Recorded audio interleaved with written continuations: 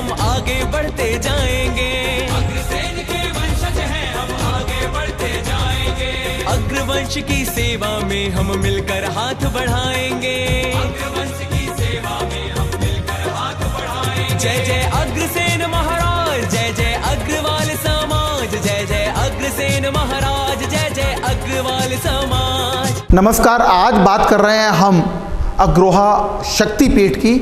और पूरे विश्व में कहते हैं कि जब भी कोई वैश्य समाज का लोग, अग्रवाल समाज का लोग, बनिया समाज का व्यक्ति जब भारत भ्रमण पर आता है, भारत दर्शन करने के लिए आता है, तो एक बार हरियाणा के हिसार के पास अग्रोहा शक्तिपीठ के दर्शन करने अवश्य जाता है।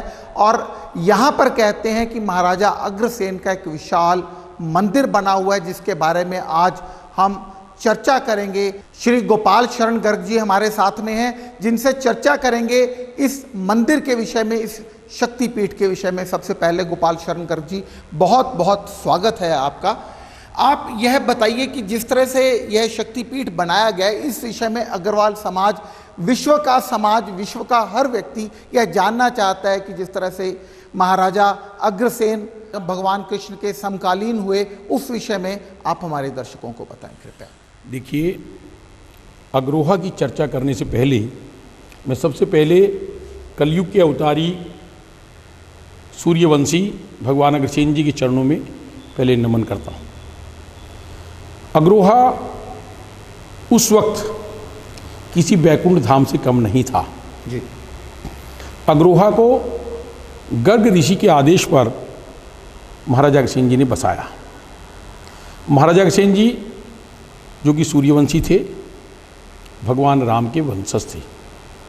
भगवान राम के दो पुत्र हुए, लव और कुश। कुश की 34वीं पीढ़ी में राजा वल्लभ सेन का जन्म हुआ। राजा वल्लभ सेन की भी कोई संतान नहीं थी। पुत्र प्राप्ति यज्ञ के माध्यम से उन्होंने यज्ञ किया और वल्लभ सेन को 2 पुत्र रत्न प्राप्त हुए। एक का नाम था अग्रसेन और दूसरे का नाम था सूर्यसेन। क्योंकि अग्रसेन जी का जन्म द्वापर में हुआ और जिस वक्त भगवान कृष्ण धर्म के नाम पर महाभारत के युद्ध का एक रचना हुई, धर्म और अधर्म की विजय प्राप्त करने के लिए, अधर्म के ऊपर धर्म की विजय प्राप्त करने के लिए, उस वक्त भगवान अग्रसेन जी की उम्र केवल 15 साल की थी। 14 साल तक इन्होंने तांडव ऋषि के आश्रम में, गुरुकुल में रहकर शस्त्र की, शास्त्रों की, वेदों की, तमाम धार्मिक ग्रंथों का अध्ययन किया। और अध्ययन करने के बाद जब 15 साल की उम्र में अपने राज्य में वापस आए, तो उसी वक्त पांडवों की तरफ से वल्लभ सेन को महाभारत युद्ध का निमंत्रण मिला। ये संयोग था कि अपने पिता के साथ अग्रसेन जी भी महाभारत युद्ध में गए। यहाँ एक बात बहुत जो अब तक रहस्य रहा कि भगवान कृष्ण ने अपने मुखारबिंद से गीता के 18 अध्याय अर्जुन को सुनाए। अर्जुन ने 18 अध्यायों को सुनकर युद्ध किया। उन गीता के उपदेश को संजय ने भी व्यास जी के द्वारा जो दिव्य दृष्टि मिली थी, सुना और सुनकर धृतराष्ट्र को गीता सुनाई। अर्जुन हिमालय चला गया, संजय स्वर्ग चला गया, द्वापर समाप्त हो गया। फिर कलयुग में गीता का प्रचार किसने किया, यह आज तक रहस्य बना हुआ है। लेकिन अग्र भागवत कथा ने इस बात को प्रमाणित किया कि 15 साल की उम्र में भगवान अग्रसेन जी महाभारत युद्ध में भगवान कृष्ण के सानिध्य में उन्होंने युद्ध लड़ा। धर्म की मर्यादा में रहकर उन्होंने युद्ध में हिस्सा लिया और भगवान कृष्ण के मुखारबिंद से गीता के 18 के अध्याय को उन्होंने सुना और सुनकर उन 18 अध्याय को अपने जीवन में उन्होंने धारण किया। और महाभारत युद्ध के बाद जब युधिष्ठिर सब राजाओं का धन्यवाद करने लगा, तो भगवान अग्रसेन जी का भी जब धन्यवाद करने लगे, तो भगवान कृष्ण बीच में बोल पड़े, हे युधिष्ठिर, आप जिनका धन्यवाद कर रहे हैं ये कोई साधारण राजा नहीं है। मैंने तुम्हें ये महाभारत का धर्म का युद्ध अनेक रूप में अंश अवतार लेकर अनेक लोगों की सहायता से ये युद्ध जिताया है। इस महाभारत युद्ध के बाद द्वापर समाप्त हो जाएगा, कलयुग प्रारंभ होगा और कलयुग में धर्म की स्थापना करने के लिए अगर किसी ने अवतार लिया है तो उसका नाम अग्रसेन है। भगवान कृष्ण का आशीर्वाद लेकर अग्रसेन जी आए, उनको राज तिलक होना था, उनको राज तिलक नहीं हुआ, जैसे भगवान राम को होना था। ये बहुत बड़ा इतिहास है। अग्र भागवत के माध्यम से 27 अध्याय 1429 श्लोक की जो अग्र भागवत कथा है, जो भोजपत्रों के रूप में इस दुनिया को प्राप्त हुई है, एक बड़ा दुर्लभ ग्रंथ है। उस ग्रंथ के माध्यम से कलयुग के सारे इतिहास की चर्चा हो। ये जो अग्रोहा है, लोग क्यों आते हैं अग्रोहा? आज भी अग्रोहा में 279 एकड़ का, जिसको अग्रोहा का टीला बोलते हैं, जिसमें महाभारत काल का सारा इतिहास छिपा है, जिसमें मानव मात्र के कल्याण के अग्रसेन जी के सारे सिद्धांत छिपे हैं। आज उनकी खुदाई की आवश्यकता है, लेकिन आज भी इस भूमि में बड़ी ऊर्जा है। जो लोग पूरी दुनिया से आते हैं, अपनी मिन्नतें मांगते हैं, अग्रोहा शक्तिपीठ में यहाँ भगवान उनकी मिन्नतों को पूरा करता है। बड़ी श्रद्धा से लोग आते हैं, पैदल चलकर भी आते हैं, ध्वज लेकर भी आते हैं, गाड़ियों में भी आते हैं। जिसने जो जैसी मिन्नत मानी, भगवान ने उनकी मुरादें पूरी की। इसलिए आज आवश्यकता है, अग्रोहा पूरी दुनिया का धर्म का केंद्र रहा है, क्योंकि ये देश हजारों वर्ष तक गुलाम भी रहा है, और गुलाम रहने की वजह से इस देश के जो सही इतिहास है वो अभी पर्दे में है। उस सही इतिहास की हमारी युवा पीढ़ी को जानकारी देनी है। उस सही इतिहास की पूरी दुनिया के मानव मात्र उसकी जानकारी देनी है। और अगर हम चाहते हैं, आज पूरी दुनिया आतंकवाद से ग्रसित है, आज पूरी दुनिया तनाव में है, आज कोरोना महामारी पूरी दुनिया भयभीत है। इन सब संकटों से अगर हम मुक्ति चाहते हैं तो हमें अग्रसेन जी के सिद्धांतों की जन जन तक चर्चा करनी होगी। अशांति से शांति की ओर, अंधकार से प्रकाश की ओर अगर जाने का कोई मार्ग मिल सकता है तो सूर्यवंशी भगवान राम के वंशज, भगवान कृष्ण के समकालीन जो इनका जन्म हुआ, और ये कहूँगी आद्य महालक्ष्मी के कृपा पात्र, आद्य महालक्ष्मी का आशीर्वाद लेकर भी इन्होंने अपने लिए कुछ नहीं मांगा, पूरे मानव मात्र के कल्याण की चिंता की। मेरी राज्य में, इस दुनिया में कोई गरीब ना रहे, अंतिम छोर पर जो गरीब है उसके हित की चिंता करने के लिए अगर कोई पहला सिद्धांत किसी ने इस दुनिया में लागू किया तो सिद्धांत का नाम है एक ईंट और एक मुद्रा। और इस एक ईंट और एक मुद्रा के पीछे बड़ा रहस्य छिपा है कि संपन्न व्यक्ति, कोई आदमी किसी को दान देता है, कोई सहयोग करता है तो बड़ा एहसान करता है, बड़ा एहसास कराता है, 4 बार नाम छपवाता है, 4 बार उसका प्रचार करता है। लेकिन अग्रसेन जी अपने सिद्धांत में कहते हैं कि कोई भी संपन्न व्यक्ति बगैर एहसास कराए, अपनी जिम्मेदारी समझता हुआ जरूरतमंद गरीब की मदद करे, उसी का नाम एक ईंट और एक मुद्रा का सिद्धांत है। तो जिस तरह से हमारे दर्शक यह भी जानना चाहते हैं कि यह जो अग्रोहा धाम बनाया गया, यदि किसी व्यक्ति ने दिल्ली से यहाँ पर आना हो तो वो किस तरह आ सकता है?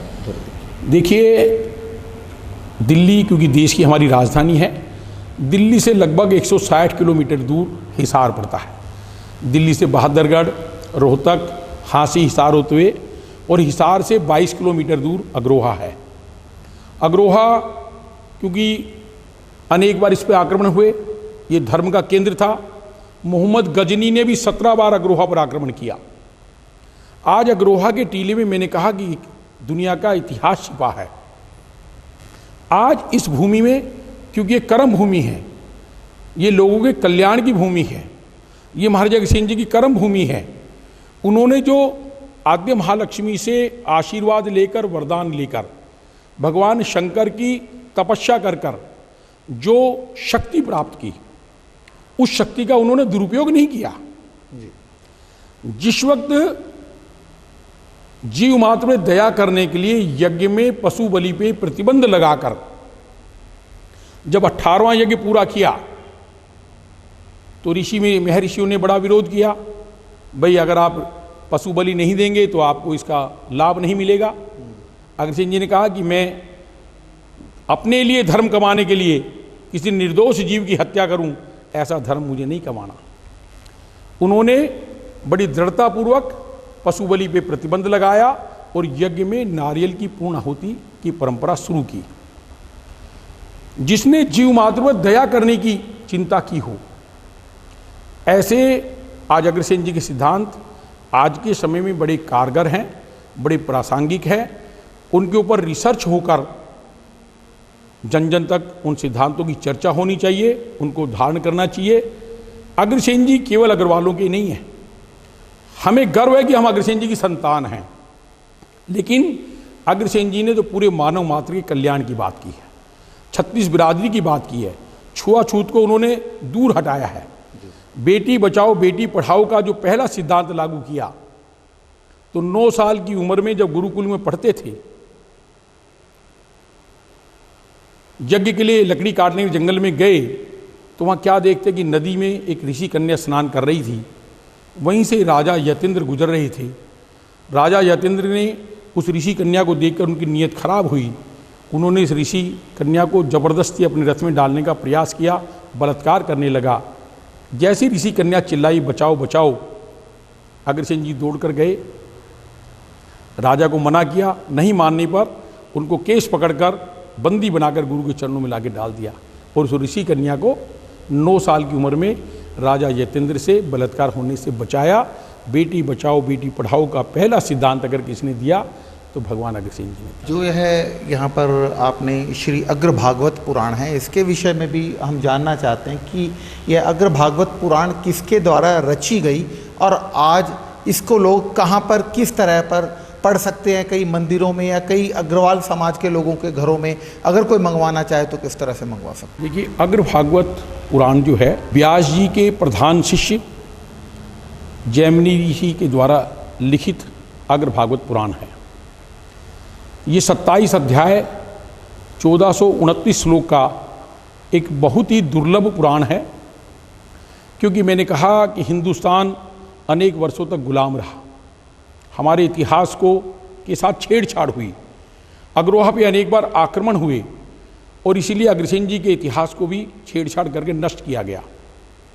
1991 में जैमिनी ऋषि के द्वारा लिखित इस अग्र भागवत पुराण के 216 भोजपत्र के पन्ने ईश्वर की कृपा से, आद्य महालक्ष्मी कृपा से एक ऋषि के द्वारा महर्षि रामगोपाल वेदिल को भेंट किए गए और उन 216 पन्नों पर रिसर्च करी। वो कोरे पन्ने थे, उनके ऊपर जब जलाभिषेक किया गया तो उनमें अक्षर उभर कर आए। आज भी वो भोजपत्र नागपुर के पास आम गांव में मौजूद हैं और उन्हीं 216 भोजपत्र के पन्नों से ये 27 अध्याय 1429 श्लोक की अग्र भागवत पुराण तैयार हुआ। ये आज भी 14 भाषाओं में उपलब्ध है, यहाँ तक कि जिनको नेत्र नहीं है ब्रिल लिपि में भी उपलब्ध है। घर घर में आज अगर भागवत कथा पहुंची है, लेकिन फिर भी अगर किसी भाई को चाहिए तो अग्रोहा शक्तिपीठ अग्रोहा में हमेशा उपलब्ध है, हर भाषा में उपलब्ध है। और दिल्ली में करोल बाग में जो अग्रवाल सम्मेलन का केंद्रीय कार्यालय है, वहाँ अग्र भागवत आपको पुराण मिल जाएगा। तो ये थे हमारे साथ गोपाल शरण गर्ग जी, जिन्होंने अग्रोहा धाम के विषय में बताया और आगे भी लगातार हम इनसे अग्रोहा के बारे में चर्चा करते रहेंगे, अग्रोहा शक्तिपीठ के विषय में चर्चा करेंगे। तब तक के लिए धन्यवाद गोपाल शरण गर्ग जी। बहुत बहुत धन्यवाद।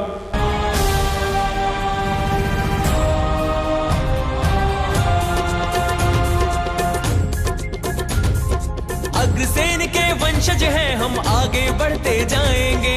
अग्रसेन के वंशज हैं हम, आगे बढ़ते जाएंगे। अग्रवंश की सेवा में हम मिलकर हाथ बढ़ाएंगे। अग्रवंश की सेवा में हम मिलकर हाथ बढ़ाएंगे। जय जय